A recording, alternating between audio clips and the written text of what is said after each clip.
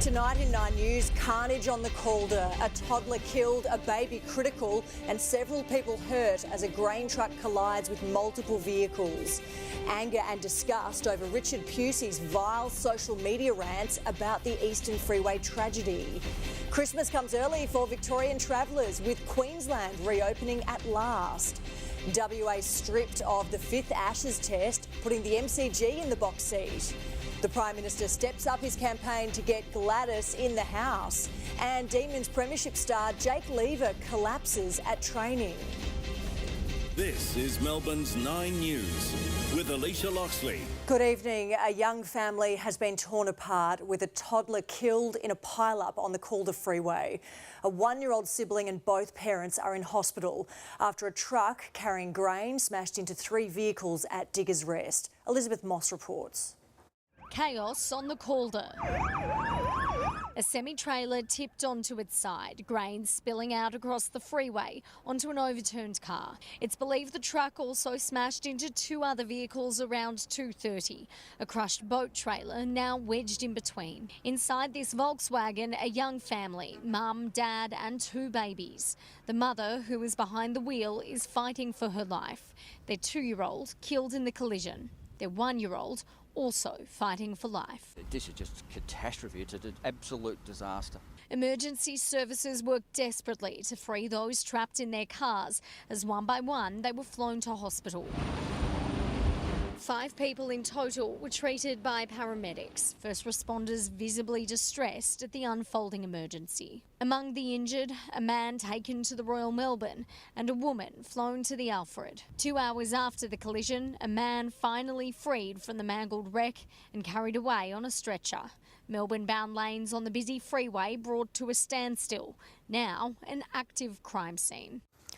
And Lizzie, traffic detours remain in place there. They do, Alicia. That's because detectives have really only in the last hour arrived on scene trying to piece together just what led to this horrific crash. So as a result, both of those Melbourne-bound lanes will remain closed for some time. Alicia, a sad update tonight. 3 people remain fighting for their lives, including that 1-year-old baby. So a really, really horrible situation for everyone involved. An absolute tragedy. All right, Lizzie, thank you. Victoria's former Chief Commissioner has slammed Porsche driver Richard Pusey for posting online rants about the Eastern Freeway tragedy. Kel Glares says it's a disgrace and is demanding the social media profiles be removed. Reid Butler has this exclusive report. He's been dubbed Australia's most hated man, and on his secret social media accounts, Richard Pusey has again sparked controversy, relentlessly posting about the 2020 tragedy that made him a household name. Eastern Freeway sunset, he writes in this TikTok clip. The very spot where the Porsche driver mocked and filmed 4 Victoria police officers as they lay dying after being hit by a truck. Senior Constable Lynette Taylor among the victims. Pusey recently uploading a photo of her widower, Stuart Schultz, writing, "Diabolical act," says Stuart, who has never contacted me or read my statement. "Sorry to attempt to seek instructions from the last person alive, Stuart. Sorry to attempt to ask your wife if she had anything to say to you or your family and then freak out." He's got no respect for police, no respect for the law, no respect for the public at large.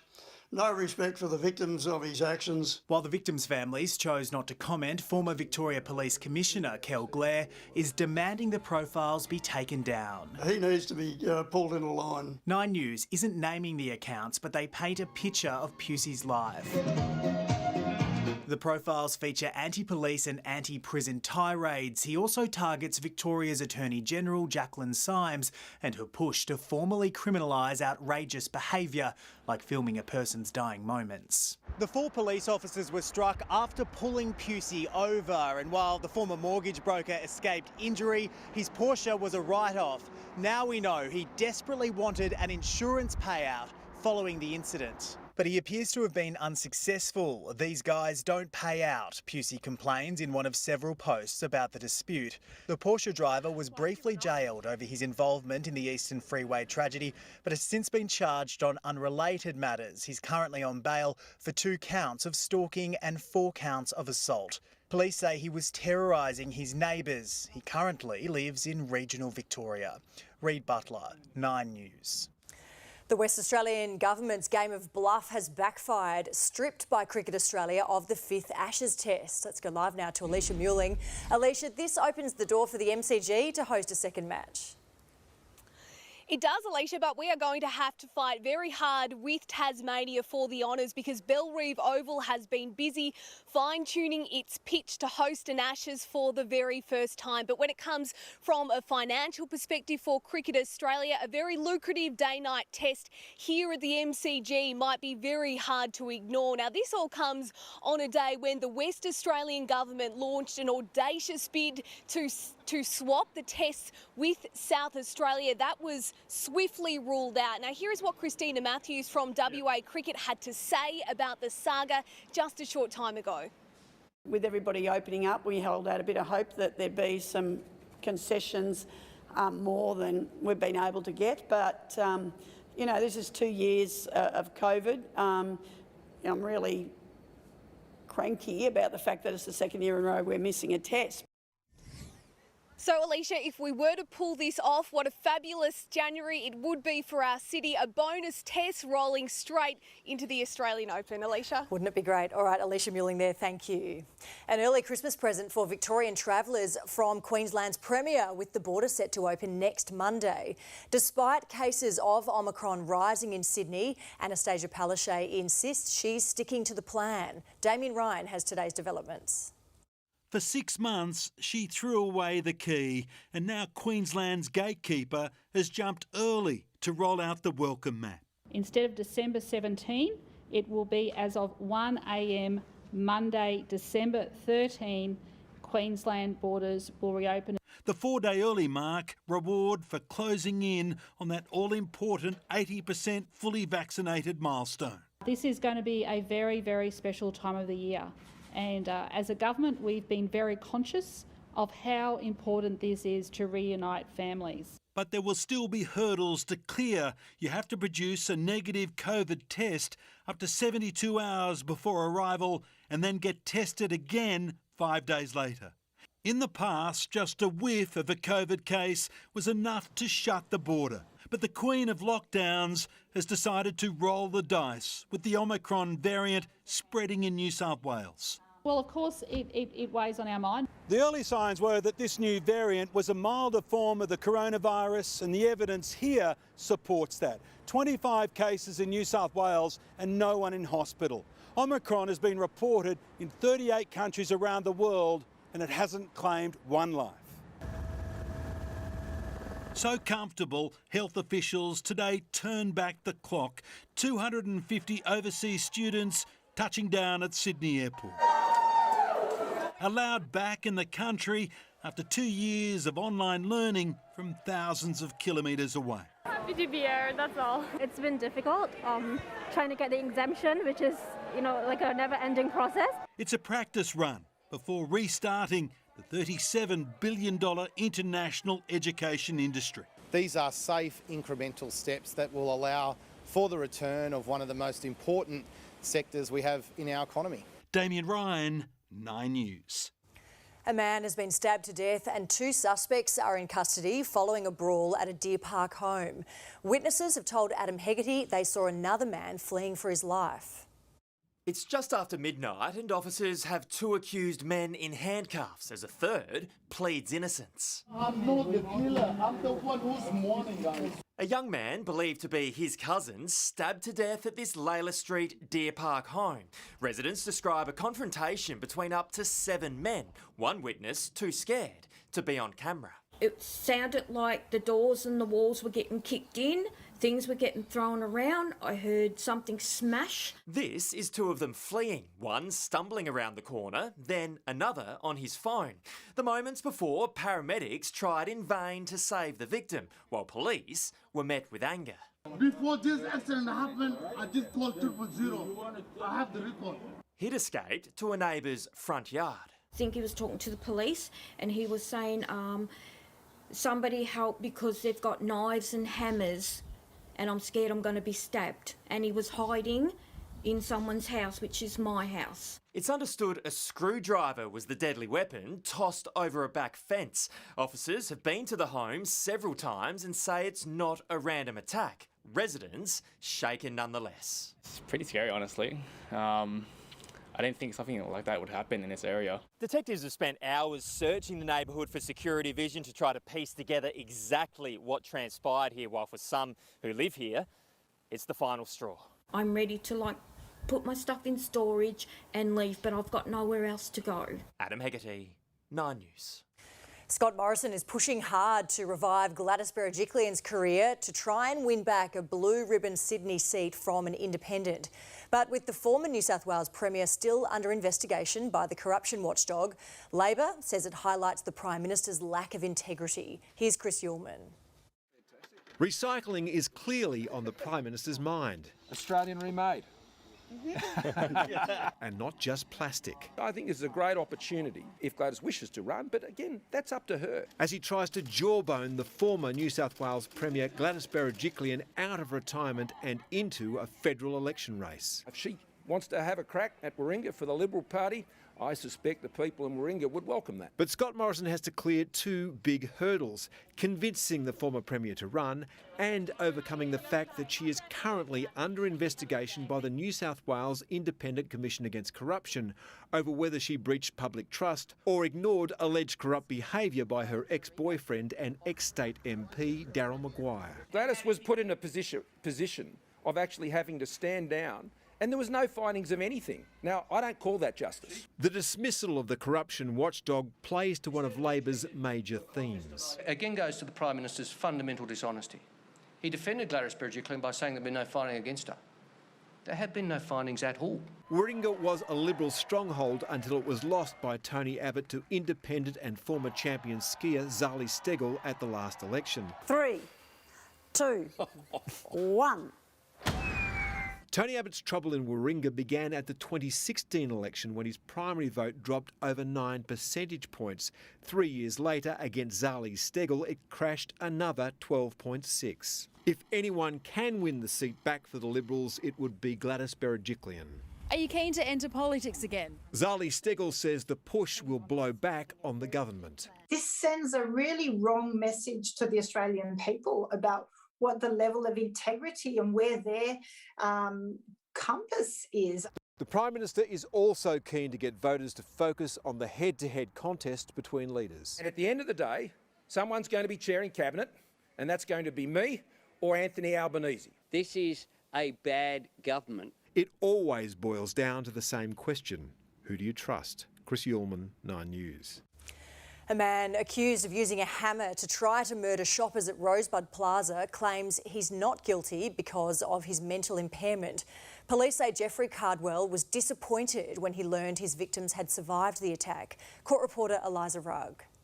A trip to the shops in Rosebud almost cost 2 men their lives in August last year. Prosecutors allege Jeffrey Cardwell armed himself with a stolen tomahawk measuring 39 centimetres in length and went on a rampage. He's accused of attempting to murder the first man as he walked out of the plaza. He struck the victim to the head a number of times with the tomahawk using a chopping motion. His face was monotone throughout the attack. In front of horrified shoppers, Mr Cardwell then targeted a second man who was unlucky enough to be walking past him. The 2 victims were left with fractured skulls. The more seriously injured man now has an acquired brain injury and needs to use a wheelchair. When Mr Cardwell was arrested, he asked police, "Are they dead?" "No." "Damn, at least one of them?" "No."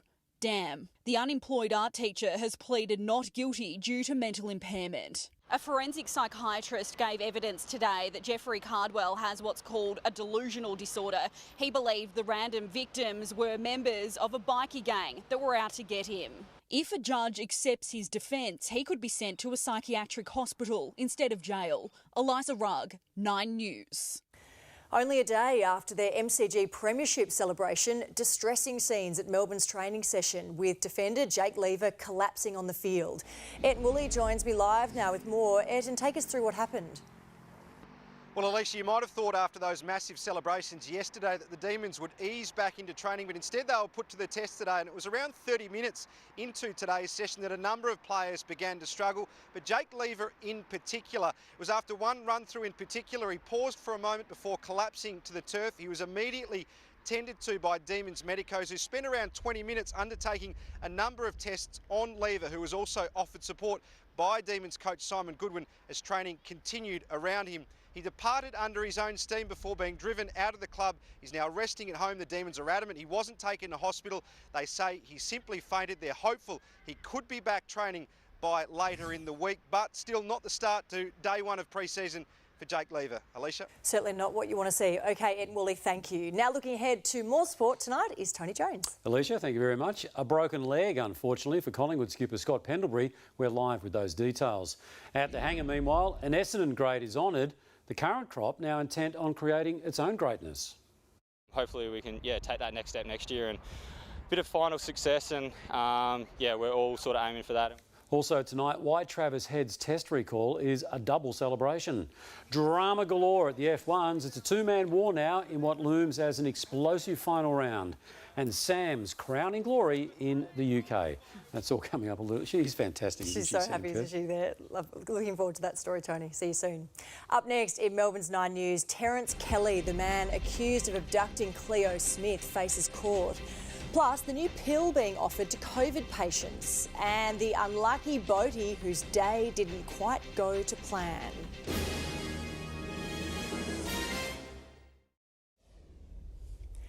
A man in his 20s has suffered serious injuries after he was hit by a grey Subaru on the Esplanade in St Kilda last night. The driver was arrested at the scene while the pedestrian was taken to hospital. The doll-obsessed man accused of abducting Cleo Smith is being kept behind bars for Christmas. As a silent Terence Kelly faced court today, his grandmother revealed she fears for his safety. Mia Edgerton-Warburton has more. It was the case that captured Australia.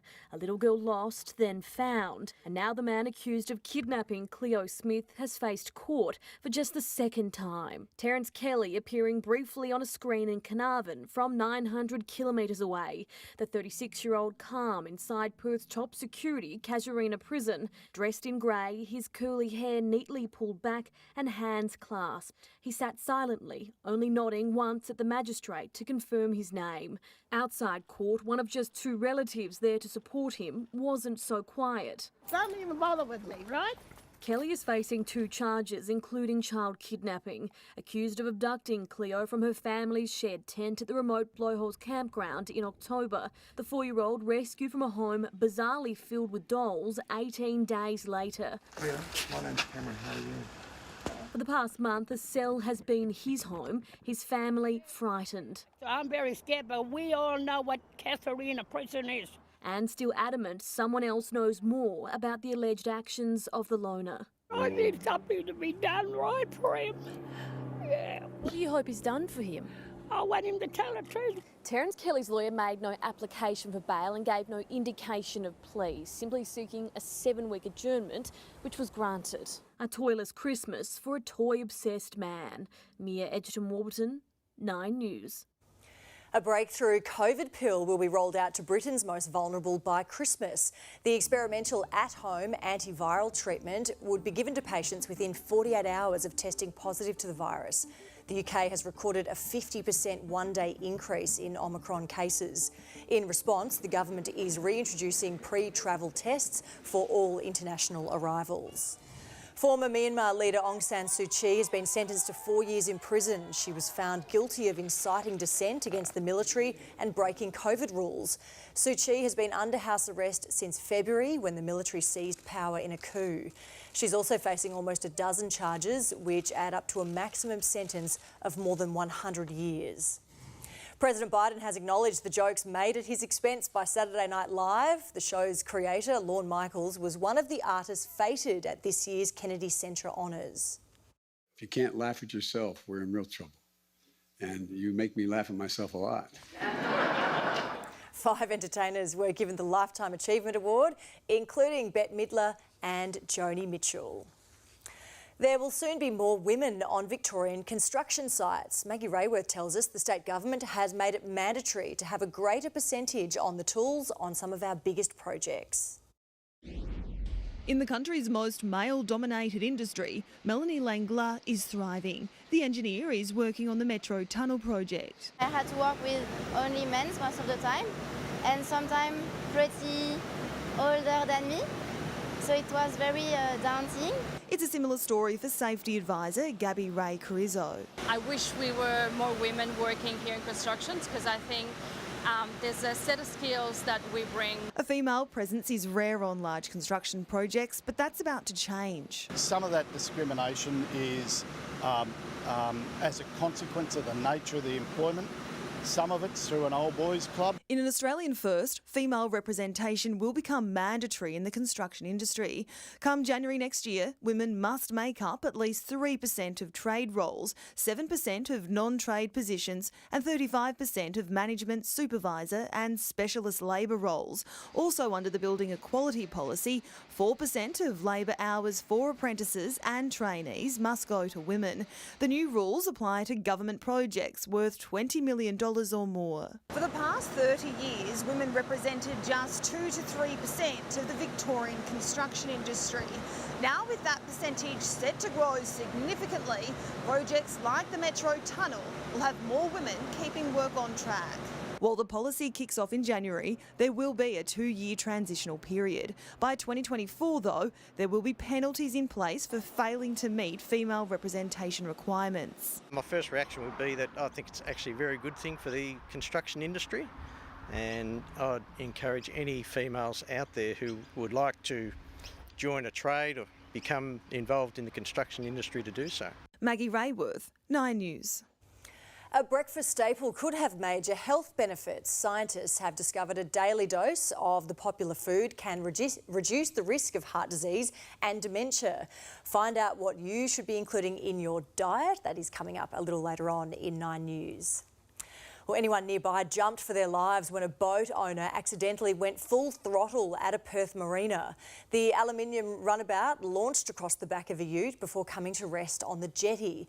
Incredibly, no one was seriously injured. As maritime officials speak to the skipper to determine exactly what happened, it's now over to the insurance assessors.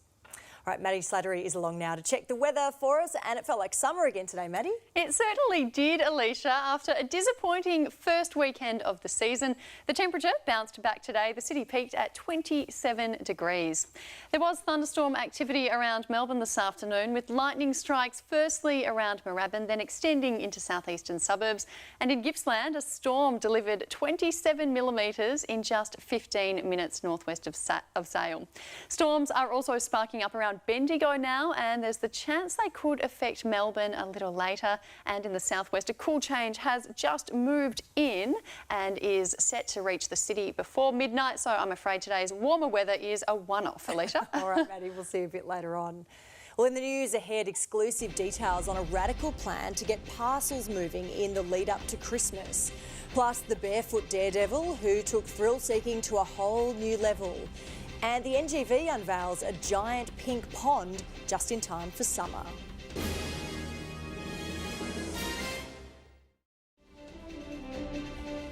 A man in his 50s has cheated death after his truck overturned this morning. It happened on the Western Freeway at Wallace, west of Ballarat. He escaped with minor injuries. The vehicle, though, was significantly damaged. The boom in online shopping is having an unexpected consequence, and to help Australia Post keep up with parcel deliveries, Qantas has stepped in, bolstering its freight fleet. Eddie Meyer has the exclusive details. It may be a flying kangaroo, but this A321 is also a flying postie, part of an ever-growing Qantas fleet, thanks to online sales. People are used to and they expect that when they order something online, it's there within a day or two. Qantas is getting itself ready for that demand. By Christmas, 3 Qantas A321 freighters will be in operation for Australia Post. It's fantastic, bringing that capacity when it's needed, allowing that capacity to also roll through in the new year as we continue to see growth. But in 2023, 2 larger A330 passenger aircraft will also be converted for Australia Post, each able to carry 50 tonnes of cargo per flight. They have nearly 2.5 times as much capacity as an A321, a big increase in capability for domestic parcels and also for international freight. Driven by COVID lockdowns, online sales show no sign of slowing. This year's extended Black Friday Cyber Monday sales made November the biggest online shopping month in history, up 13% on last year, up 76% on 2019. Between November 22 and December 2, Australia Post delivered 2.3 million parcels every single weekday. Passenger aircraft also carry freight, and when thousands were grounded because of COVID, Qantas even used empty passenger planes to take Australian exports to market. Things like lobsters into China, avocados into the United States, perishable products that if they didn't go would have had a devastating impact on the agricultural industry in this country. As for passengers themselves, the new Omicron variant hasn't dampened strong demand or bookings, even internationally. Our flights in December are full and people are not cancelling. Eddie Meyer, 9 News. Water cannon and tear gas were fired at protesters as unrest in Brussels over government-imposed COVID restrictions turned violent. Demonstrators threw flares and rocks when police tried to block the road. European countries are introducing more restrictions to fight a fourth wave and the Omicron variant. A barefoot daredevil has walked 500 metres along a slack line suspended 80 metres above the ground.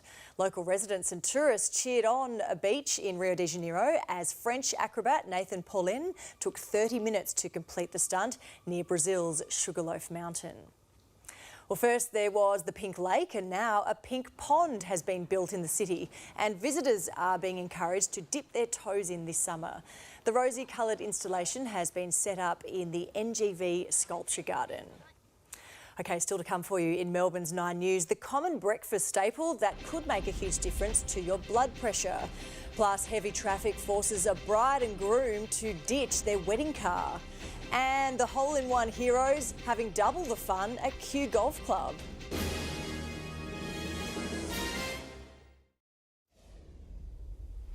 The Omicron variant has hammered both the local and cryptocurrencies. As Chris Kohler reports, the Australian dollar briefly slumped below 70 US cents.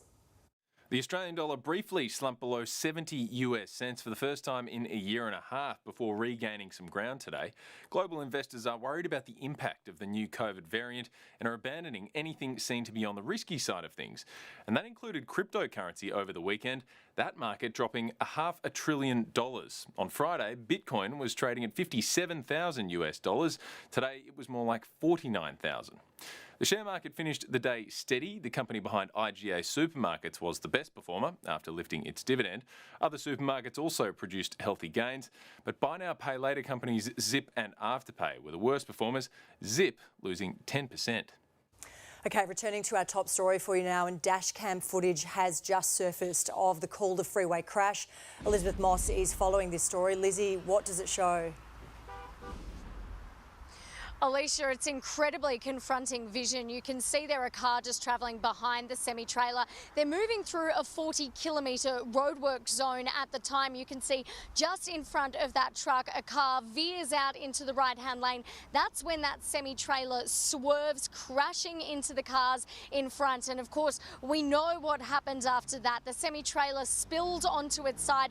That grain spilled out over the Calder freeway. A car flipped onto its roof. Two other vehicles also damaged, as well as a trailer. We know sadly that inside one of those cars was a young family and that a young 2-year-old child died as a result of that collision. And tonight 3 people are still fighting for their lives in hospital, Alicia, including that child's younger sibling as well as their mother and another man who was involved in the crash. Alicia, also tonight I can confirm that the driver of that truck is in custody and is assisting police as they try to get to the bottom of exactly what led to this horrific smash. Yes, indeed. OK, Lizzie Moss, thank you. Australian scientists have discovered a daily dose of yogurt could be the key to fighting high blood pressure. They're now encouraging sufferers to embrace the breakfast staple and reduce their risk of heart disease and dementia. Chelsea Carey has the story. Grandmother Liz Grice is just one of more than 6 million Australians who live with high blood pressure. You must remember to take medication, because without it, then there's hidden side effects, you know, which could lead to strokes and things like that. But the 57-year-old has just learned that her choice of breakfast could be just as important as her medication. A study of 900 people finding a link between their blood pressure levels and their intake of yoghurt. So somebody who was eating, say, 1 serve of yoghurt each day, their blood pressure was about 7 points lower than someone who wasn't eating yoghurt at all. Previous studies have found a link between dairy and lower blood pressure, but the University of South Australia's study went a step further, proving that the characteristics of yoghurt sets it apart from milk and cheese. It actually contains these bioactive peptides that are capable of reducing blood pressure, similar to blood pressure medication. The research found that even a small amount of yoghurt is enough to make a difference to someone's blood pressure levels. But there was also evidence that more is better. Even if you made an adjustment from, saying, having it a couple of times a week to having it every day, you could still benefit. And the benefits can be life-saving. Medical research shows lowering your blood pressure also lowers your risk of having heart disease and brain disorders like dementia. Well, I think I'll continue to eat yoghurt because it obviously has a good effect for me. Chelsea Carey, 9 News. Well, nothing screams Melbourne quite like taking a tram to your wedding. A bride and groom traded their minibus for public transport on the weekend to beat the bumper-to-bumper traffic. Stunned bystanders offered their seats and well wishes as the couple made it to their ceremony at the registry office on time. And the newlyweds enjoyed the experience so much, they caught the tram again to their reception. Well, Hillsville Sanctuary has constructed a beach for its feathered residents and no expense has been spared, with weighted service for lunch, if you don't mind, lush green grass perches and an expansive pond to cool down when the summer sun gets too hot. The new installation is designed to help the keepers look after the birds' health. Well, the holy grail of golf is, of course, carding a hole-in-one. But what about 2 holes in one? That's exactly what happened as a group played around in Kew, and they have the video to prove it. More from Alan Rascal. 2 balls in 1 hole. 2 of them! 2 of them! 2 of them! We've had 2 hole-in-ones! We've had 2 hole-in-ones! It happened after Michael Adams, his son Sam and mate Adam Faithful teed off at Kew Golf Club's 4th hole. Oh my God, there's 2 balls missing here. Jubilation when they were found in the cup. Oh my God! It all made for an extra special 64th birthday for Michael. Did you think you'd get a hole-in-one on your birthday? No, I certainly did not, Alan. It was amazing. Amazing too for Adam, who was shooting the video. He also sank a hole-in-one off the same tee in the same round. Did you feel like you stole the birthday boy's thunder a bit? Because he got his hole-in-one and so did you. I did a little bit, but it was a Stableford comp, so he still beat me on the hole. Sam teed off first. His ball landed on the green. Your ball kind of led the way, didn't it? It did. I'll claim that. I'll say, you know, gave him a bit of a heads up as to how the hole was playing. But look, I got completely outdone, I must say. Good sport Sam hopes to copy Dad Michael and get a hole-in-one on his birthday in February. Oh my God! 2! Mark Twain is credited with saying golf is a good walk spoiled. I'm pretty green at the game and I'm very rough on the course, but I've got my hole-in-one experts here, so here goes. What do you reckon, fellas? Don't give up your day job. Terrible, Alan. You have no idea. Back to caddy for me. Alan Rascal, 9 News. Nothing like good feedback, is there? All right, now returning with sport, here is Tony Jones. So I just want to revisit the bit, don't give up your day job. We might come back to that later. Anyway, Alicia, a Carlton star tells of his training care today. Also, at Collingwood, the skipper nurses a broken leg. We're live with that story. The Formula One stash that's going right down to the wire. And Sam's winning double at Wembley.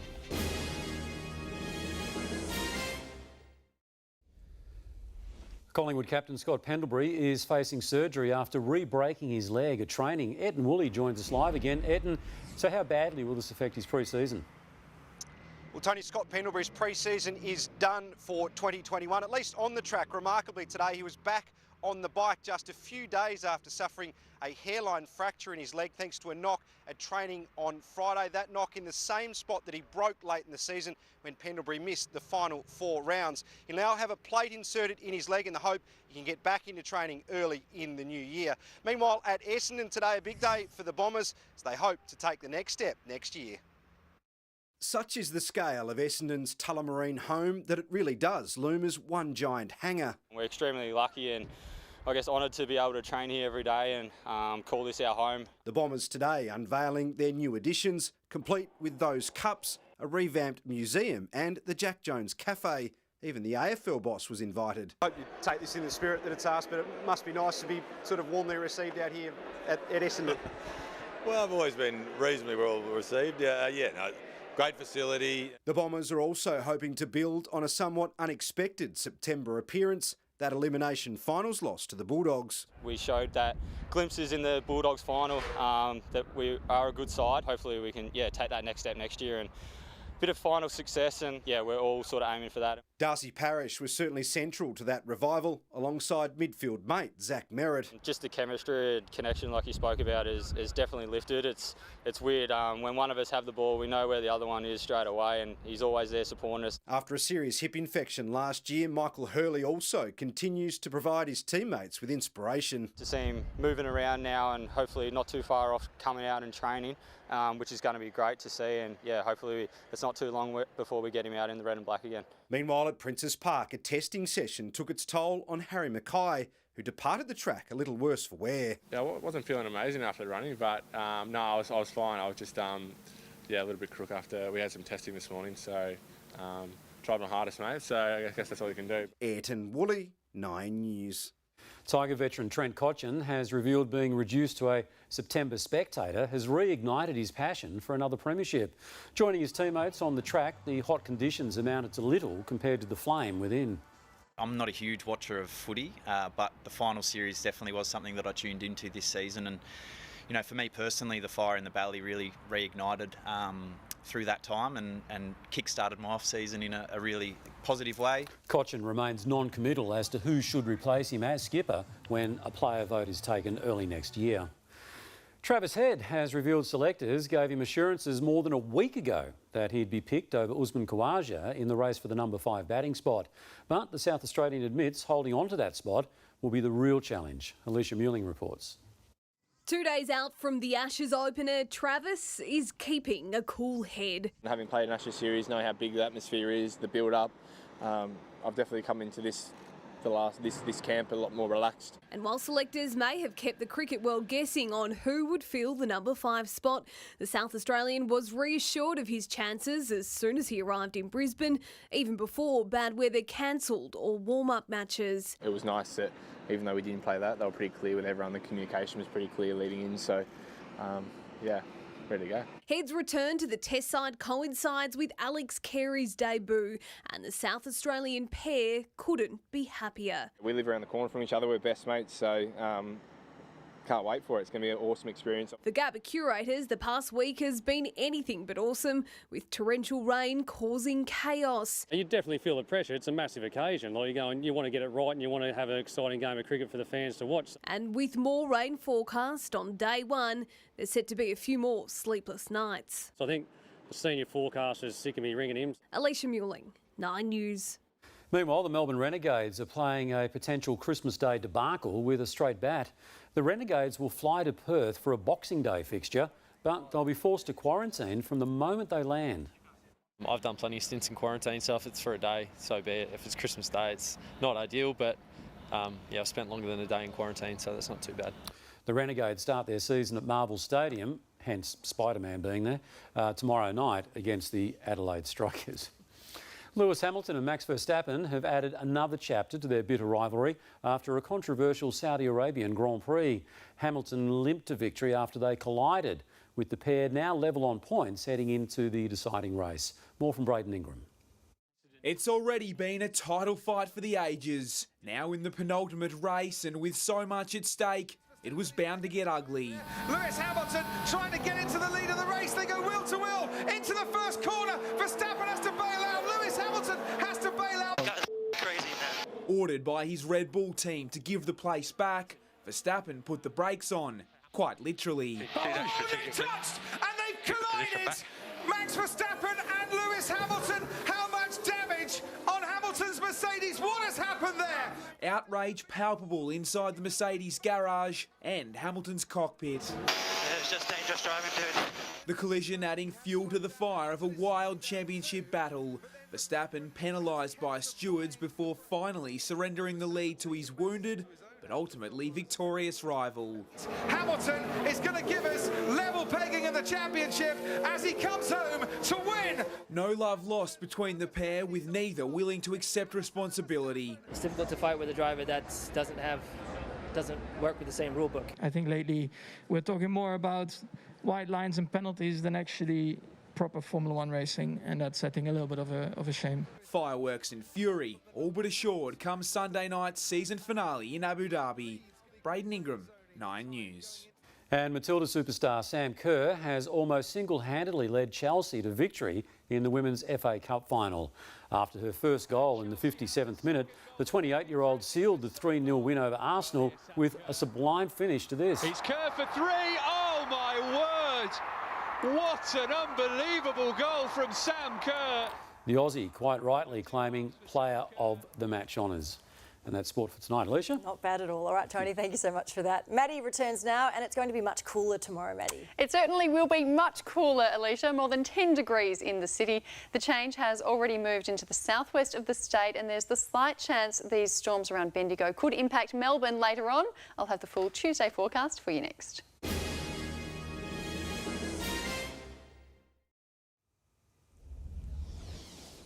Hello again, and the warmer weather came a day late. It would have been nice for it to land on the weekend. After a run of days in the teens, the city peaked at 27 this afternoon. The northerly winds have been quite gusty at times. Melbourne Airport clocked 70 kilometres an hour, 59 at Essendon and 57 at Werribee. Most suburbs warmed up into the high 20s. Moorabbin and Avalon even got to 30. Geelong also reached 30 degrees. There's been a few showers through southeastern suburbs as thunderstorms sparked up this afternoon. They've been severe at times through Gippsland, with a warning still in place. And while rainfall was generally light, 27 millimetres fell in just 15 minutes northwest of Sale. It has been a warmer day right across the state, especially through the northwest, with both Mildura and Horsham reaching 32. A trough is extending from southern parts of Queensland right down into Victoria, and that is triggering the storms. There's also a broad band of cloud ahead of it, and that kept Sydney to just 23 degrees this afternoon. Victoria's warm weather will be short-lived as a cold front approaches from the southwest. That'll move across Bass Strait tomorrow, sending in very cold air, and the trough will continue to trigger storms through central and eastern parts of the state. The cooler southerly airflow will stay with us on Wednesday, and showers will develop in central and eastern districts. At this stage, they are expected to be heavy through the east Wednesday into Thursday. Tomorrow will be a very different day depending whereabouts in Victoria you are. The southwest of the state is only expected to reach 16 or 17, the low 20s through Gippsland, but it will be another warm day along the Murray with maximums in the high 20s. Isolated storms are expected over central and eastern districts, contracting to the northeast later in the day. Rainfall totals are only forecast to be light, generally less than 5 millimetres, but there's likely to be some higher totals under storms. Showers will pick up across Melbourne later tonight, continuing in the morning for a rather drizzly and cold start to the day. Most suburbs will only dip to 13 or 14, but maximums won't be much higher, 16 or 17. Then showers will clear by the early evening. And Melbourne is looking particularly beautiful at night time right now. Iconic buildings across the city have been lit up in red to celebrate the recent opening of Moulin Rouge, the musical. The activation lasts until tomorrow night, so head into the city and paint the town rouge. Showers are expected to return on Wednesday afternoon, up to 6 millimetres, and cool again, 18 degrees, 19 on Thursday. Showers early in the day. Friday looks better, partly cloudy and 21, 23 on Saturday, up to 28 on Sunday and 32 next Monday.